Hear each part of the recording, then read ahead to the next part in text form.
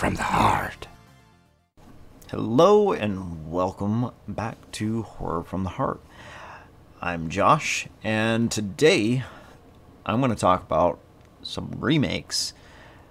Simply because they had that trailer that came out for the next Candyman movie, where it's supposed to be like kind of like a soft reboot, but a remake all at the same time. And it kind of got me thinking. It's like, I know that there's tons of movies out there, especially within the horror genre, that get remade. And I kind of wanted to talk about that just a little bit because I hear so much negative about remakes. And I'm not in any kind of way somebody who would say that every remake out there is great and fantastic or even worth watching, because there's tons of horrible ones out there. But I think with the horror ones, we tend to be a little bit more critical about them. So, prime example, let's look at Dawn of the Dead. Dawn of the Dead was made back in the day by George A. Romero. And in 2004, Zack Snyder came out and redid it. And I remember going to the movie theater to go watch that, and I was just absolutely amazed with how he did it. Now, granted, Zack Snyder didn't hit on a lot of the socio-political type of stuff that was out there with racism and, things like that or anything like that.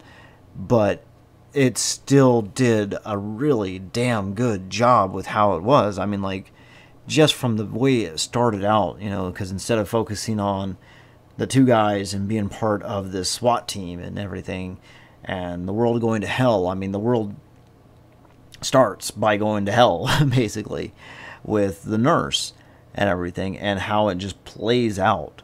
And I just thought it was utterly fantastic with how they did it. And now, and I know that's one of the ones where a lot of people say, it's like, no, that was a good remake. There's a lot of people who absolutely love that one. But you have other ones that are out there that a lot of people don't like.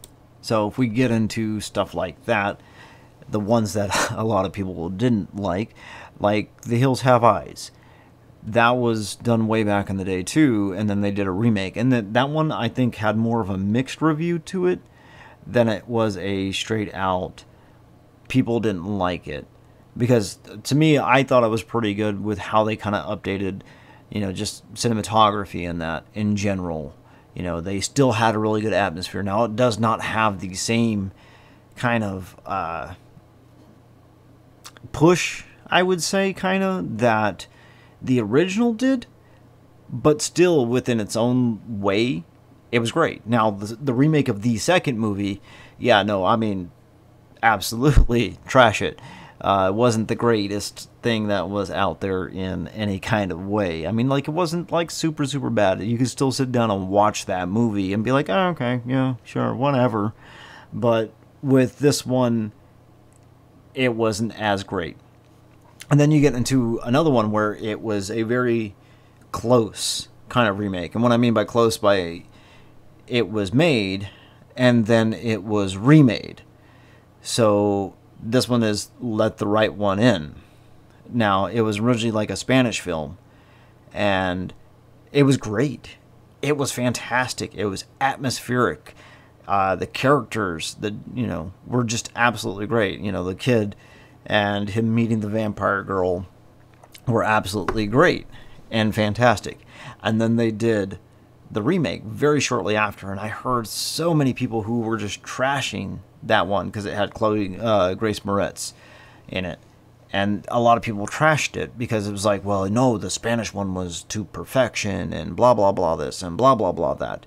And to me, it's like, I thought it was really good. And I know there's a lot of people out there who like Let Me In rather than Let the Right One In because of just how it played out. Honestly, I thought it played out really good. One of the ones that's out there that I know for a fact that a lot of people did not like would be Quarantine versus Rec. Now, Rec is the original, Quarantine was the remake. So it was, Rec was the Spanish version, and then Quarantine was the American version. And a lot of people didn't like it. For one, they did kind of change the ending to it a little bit. I think they kind of made it more definitive, where this is where it ends. type of thing, where Rec went on to make several sequels, actually. But I still think that even with that one still did really well as well. You know, granted, I love Rec. Rec was fantastic. It was well played, and the atmosphere for that was absolutely great. The story was fantastic, and in the way it ended, and you got that kind of reveal to it, because I'm definitely not going to spoil anything when it comes to that, was really good. Now, with Quarantine, you know, it's like a lot of people's like, well, it was shoddy acting, and, you know, it was just trying to play off the same kind of stuff. And it's like, well, I mean, you're Americanizing stuff, and, you know, being here in America, we tend to do certain things a certain way, and that's just how it goes. And it's like, eh. Now, one of the ones out there that I know I didn't like was The Fog. The original Fog was great. I loved the way that movie played. It was a John Carpenter movie, and it was fantastic with how they did it, and just like the whole setup for it. Where in the remake, they changed the story here and there enough to where it didn't play out the same way, and it didn't have the same kind of feeling. That I kind of seemed like they tried to play more on your sympathies with a lot of things compared to it being a straight out like scary frickin' movie back in the day. Or Poltergeist. Poltergeist, you know, I know tons of people who do not like the remake, and I agree with them, because it's the way the original was done. It was done as a kind of a horror movie. I mean, granted, rated PG and stuff like that, because back in the day we didn't really push as hard on the rating system as they do now. Whereas the remake, it was like, okay, it's played out, it's tried. The cinematography really wasn't all that great, and the script was really not all that great. Considering the factor that they actually had some decent actors in there, it still did not come out all that great. But then you get into more, I would say, divisive territory. And this is one of those parts where I will really definitely say I hear nothing but negative about these remakes. I don't think I've met a single person who's been, oh no, I actually like those. And it would be the Nightmare on Elm Street remake and the Friday the 13th remake. Now, the Nightmare on Elm Street remake, the major thing I ever hear anybody really talk about, it's not Robert Englund. It's not Robert Englund playing Freddy Krueger. No, it's not Robert Englund playing Freddy Krueger. It's Jackie Earle Haley. And honestly, I really thought he did a fantastic job. Now, basically what they did with that one is they kind of took it and remade it for a more modern audience compared to, you know, rehashing, or not rehashing, but like redoing a lot of the different stuff that's out there. You know, like, let's completely change the story and make it a remake, blah, blah, blah. They kind of hit on a lot of the same notes. Now, they did change stuff. Don't get me wrong. They did change things in that remake. But I think they actually did it really well, because they did hit on a lot of the old classic parts that the original did. And Jackie Earle Haley's performance as Freddy Krueger was actually really decent. Like, for me, I'm not going to look at Robert Englund's version of Freddy Krueger and be like, no, that's what I'm going to base it off of, because Robert Englund's version of Freddy Krueger was absolutely phenomenal and fantastic. And when you think of Nightmare on Elm Street and you think of Freddy Krueger, that is Freddy Krueger, and I get it. I absolutely loved the man. He's fantastic. But I think Jackie Earle Haley made that character his own. Now, a lot of people were complaining about the way his makeup looked and everything like that. And it's like, honestly, it didn't really bother me. He still had a creepy look to him. You know, because some people were like, oh, it looks goofy or whatever. And no, to me, I think it had a good kind of a creepy vibe to it compared to, you know, how it could have been.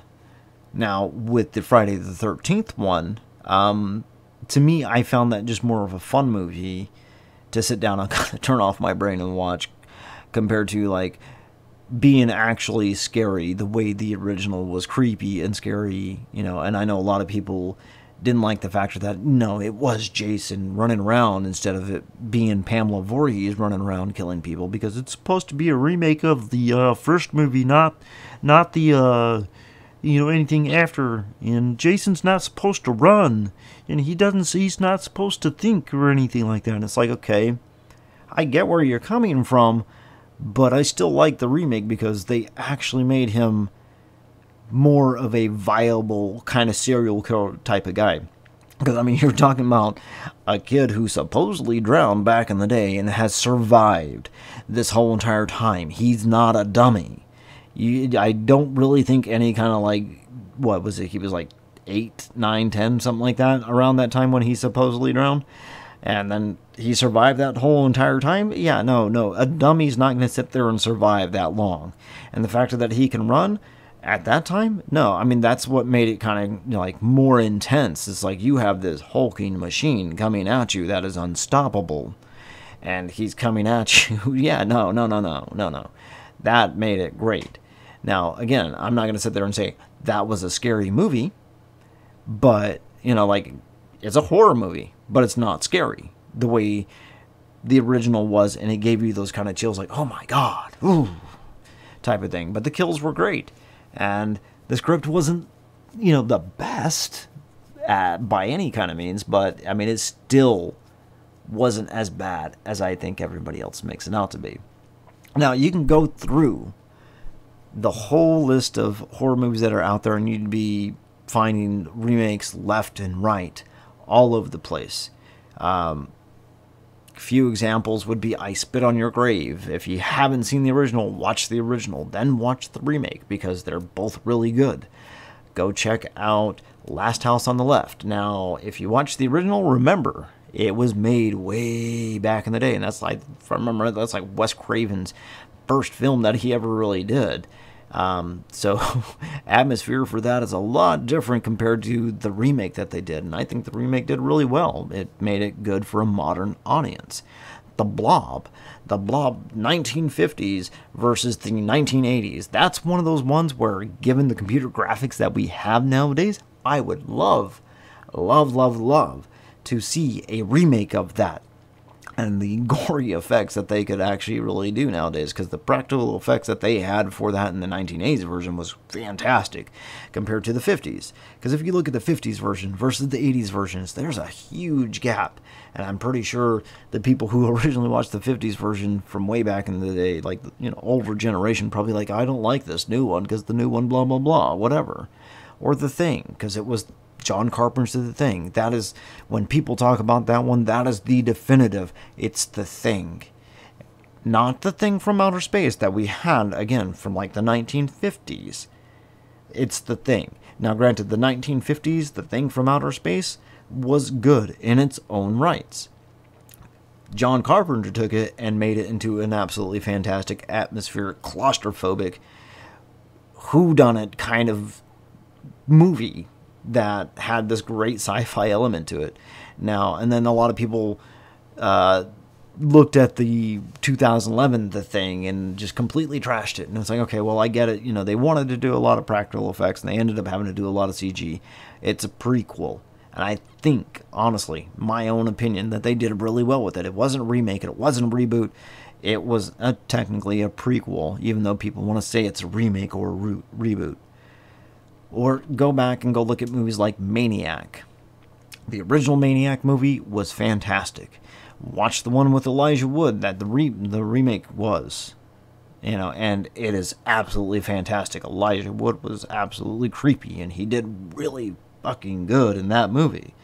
But go through there. You can find one after another of remakes, and actually take the time to really look at it in an objective way, rather than saying, well, the original was always better. And I think if you take that element out of it, of thinking of it in a remake kind of personality, you would probably find a lot more of these remakes are better than what we think they are.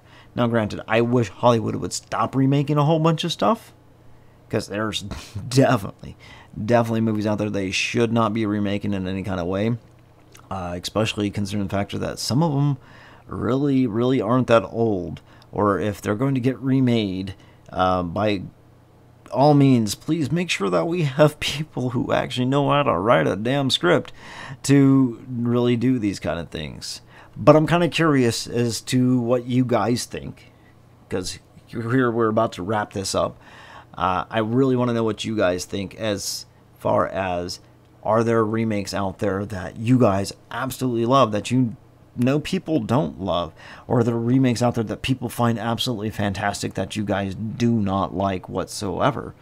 Or are there any movies out there and you're just like, that one definitely needs to get remade? I'm really kind of curious. Again, because I know I don't have like a huge viewership, and, hey, keep your fingers crossed, that kind of progresses, because I know I am. But, for the few people that actually do go out there and go listen to my stuff, I really am curious. Reach out to me on Twitter. I'm at HorrorFTH, on Twitter. Leave comments down in the YouTube comment section, or, wherever it is that you can find me at. Any of the podcast places that you find me at, whether it's Apple or Google or Spotify even. I'm really curious. I'm really wanting to engage with you guys as far as having a dialogue with this kind of stuff, because that's the whole point of me doing this, as to create a dialogue about horror, rather than, hey, this is what it is, here's your top 10 list on whatever it is, and this is my opinion, and I'm going to tell you the worst horror movies out there, or the best horror movies out there, or the, how many final girls survived, whatever type of thing. For me, I wanted to actually make a community type of thing, and talk with you guys about this kind of stuff. So, by all means, please leave a comment out there. If you are listening to this on a podcast, one of the podcasting places, wherever you're listening to it at, by all means, please, leave me a review. Subscribe, share it with other people. If you're watching this on YouTube, of course, it's pretty much just like a static video and you're just listening to the voice. By all means, please leave a comment down below. Hit the like button, hit the subscribe button, share it with people. Reach out there, because, if you're one of those people who loves horror, I'm pretty sure you know other people who love horror too. And with that, though, that's the end of this. And I hope you guys have an absolutely fantastic day today. If you made it this far, thank you for listening. And I will see you guys in the next episode.